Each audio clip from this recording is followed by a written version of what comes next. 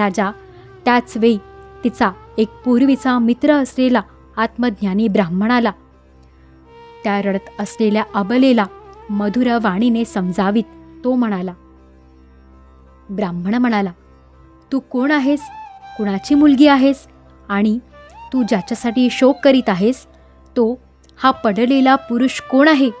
तू मला ओळखत नाहीस काय? तू पूर्वी ज्याच्याबरोबर विहार करीत होतीस तो मी तुझा मित्र आहे. ही स्त्री पूर्वजन्मीचा पुरंजन होती. सखे, कधी काळी तुझा अविज्ञात नावाचा सखा होता याची तुला आठवण आहे का?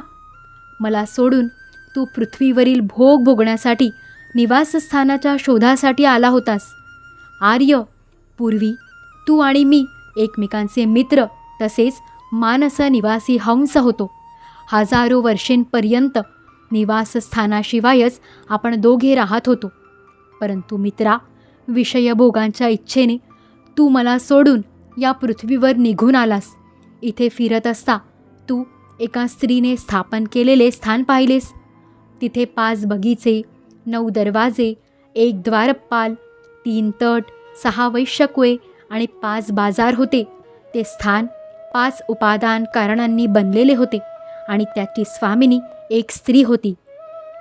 महाराज, इंद्रियांचे 5 विषयच त्याचे 5 बगीचे होते. 9 इंद्रिय छिद्रे हे 9 दरवाजे होते. तेज, जल, अन्न हे 3 तट होते. मन आणि 5 ज्ञानेंद्रिये ही 6 वैश्यकुळे होती. क्रियाशक्तिरूप 5 कर्मेंद्रियेच बाजार होते. 5 महाभूतेच त्याचे कधीही क्षीण न होणारे उपादान कारण होते आणि बुद्धिशक्ती त्याची स्वामिनी होती.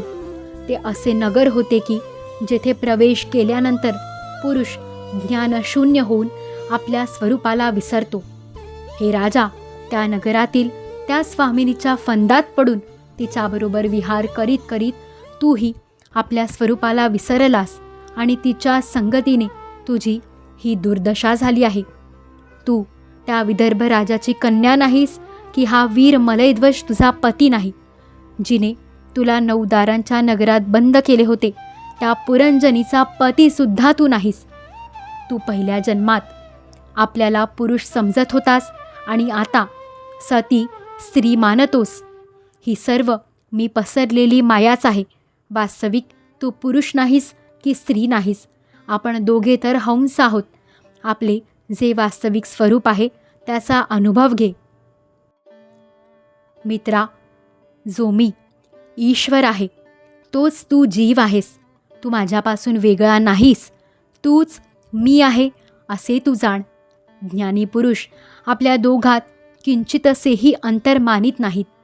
जसे एक पुरुष आपल्या शरीराचे प्रतिबिंब आरशात आणि दुसऱ्या व्यक्तीच्या डोळ्यात निरनिराळ्या रूपाने पाहतो, त्याचप्रमाणे एकच आत्मा विद्या आणि अविद्येच्या उपाधीच्या भेदामुळे स्वतःला ईश्वर आणि जीव अशा 2 प्रकारांत पाहतो.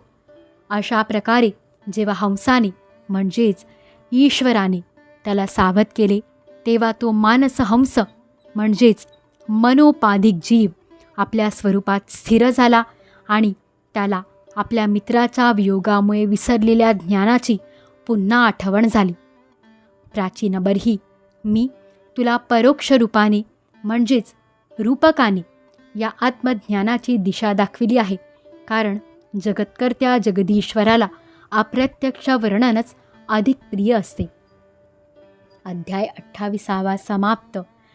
श्री सद्गुरु चरणारविंदार्पितमस्तु.